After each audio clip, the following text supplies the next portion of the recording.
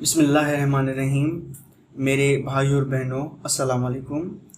آج ہم معصومیت کی تیسری اور چوتھی خصوصیت کے بارے میں ڈسکس کریں گے۔ میرے بھائی اور بہنوں، معصومیت کی جو تیسری خصوصیت ہے وہ یہ ہے کہ معصوم بچے مٹی کے ساتھ کھیلتے ہیں۔ مٹی انسان کے اندر عاجزی پیدا کرتی ہے اور اس کے اندر تکبر کے جراثیم پیدا ہونے سے روکتی ہے۔ تکبر انسان کو زمین سے اوپر کر دیتا ہے اور وہ مٹی پر چلتی ہوئی یا پڑی ہوئی چیزوں یا لوگوں سے نفرت کرتا ہے۔ لیکن جب بچہ مٹی پر کھیلتا ہے تو اسے کسی انسان یا مٹی کی کسی چیز سے نفرت نہیں ہو پاتی۔ تو میرے بھائی اور بہنوں، اس خوبی کو یا اس خصوصیت کو ہم کس طرح سے اپنی شخصیت میں اپلائی کر سکتے ہیں؟ میرے خیال میں اس کو آپ اس طرح سے اپلائی کر سکتے ہیں، بلکہ ہم اس کو اس طرح سے اپلائی کر سکتے ہیں کہ ہمیں اپنی لیول یا اسٹیٹس سے نیچے والی چیزیں استعمال کرنی ہیں اور نیچے والے لوگوں سے میل جول رکھنی ہے، ان سے دوستی رکھنی ہے، ان سے ہی بات چیت کرنی ہے۔ جب آپ خود کو اپنی حیثیت سے کم رکھتے ہیں تو اللہ سبحانہ و تعالیٰ آپ کو آپ کی حیثیت سے بڑھ کر خوشیاں دیتا ہے۔ میرے بھائی اور بہنوں، جب آپ کا رویہ عاجزانہ ہوتا ہے تو آپ کو اپنے سے نیچی حیثیت والے لوگوں میں مقبولیت اور عزت ملتی ہے۔ آپ نے اپنا اسٹیٹس بھلا دینا ہے۔ لوگ آپ کو اپنی کرسی کی وجہ سے نہ جانیں، بلکہ آپ کو اپنے نام کی وجہ سے جانیں، آپ کے حسن کردار کی وجہ سے جانیں۔ اس طرح سے آپ کو اپنے ماحول میں وہ عزت، وہ پیار اور وہ محبت اور توجہ مل جائے گی جو کہ بچپن میں ملتی ہے۔ میرے بھائی اور بہنوں، معصومیت کی چوتھی جو خصوصیت ہے وہ یہ ہے کہ معصوم بچوں کو جو کچھ مل جاتا ہے وہ کھا لیتے ہیں۔ انہیں چیزوں کو ذخیرہ کرنے کی کوئی حرص نہیں ہوتی، وہ کل کے لیے بچا کر نہیں رکھتے۔ میرے بھائی اور بہنوں، یہ حرص ہی ہوتا ہے جو انسان کو بے چین اور بے سکونی کا شکار بنا دیتا ہے۔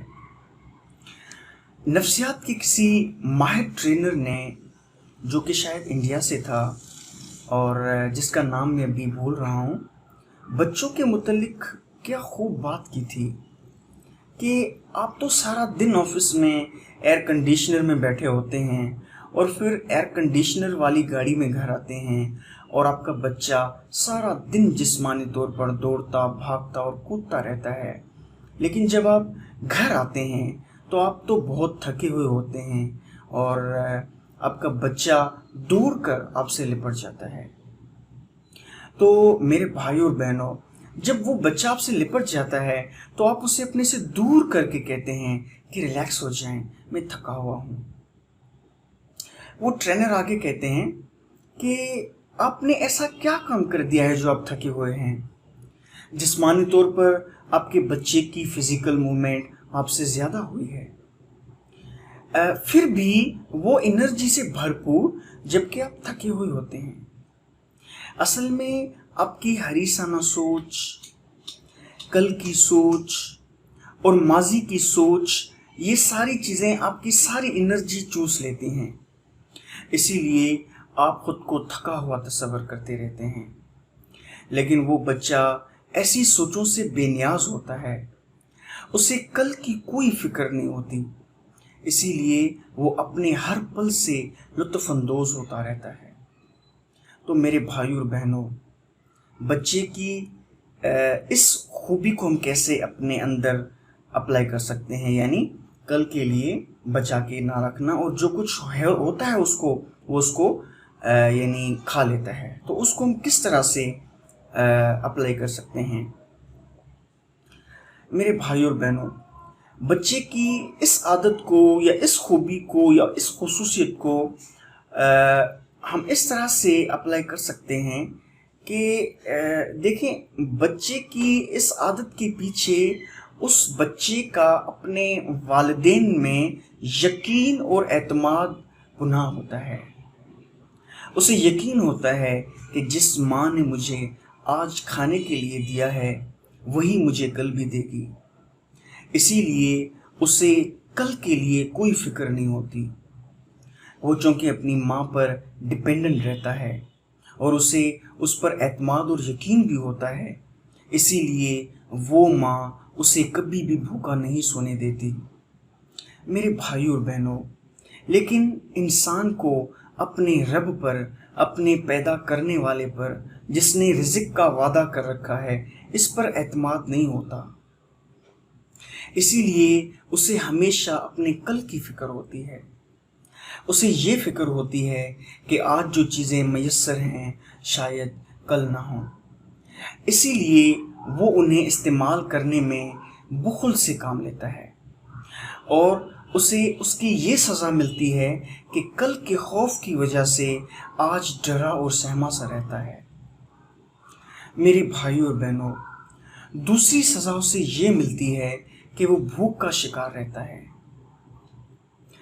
بابا بلے شاہ نے انسان کی اس حرص اور کل کے لیے بچا کر رکھنے کی عادت کے متعلق فرمایا ہے، ویخ بندیا آسماناں تے اڑدے پنچھی، ویکھتے صحیح کی کر دینی. اے بندہ تم دیکھو تو صحیح آسمانوں پر یہ جو پنچھی اڑ رہے ہیں، دیکھو تو صحیح وہ کس طرح سے اڑ رہے ہیں. نہ وہ کر دے رزق ذخیرہ، نہ وہ بھوکے مر دینی. وہ جو پنچھی ہیں وہ کبھی بھی اپنے لیے دانہ ذخیرہ کر کے نہیں رکھتے کہ یہ میں کل کھاؤں گا، اور نہ ہی وہ بھوکے بھی مرتے ہیں.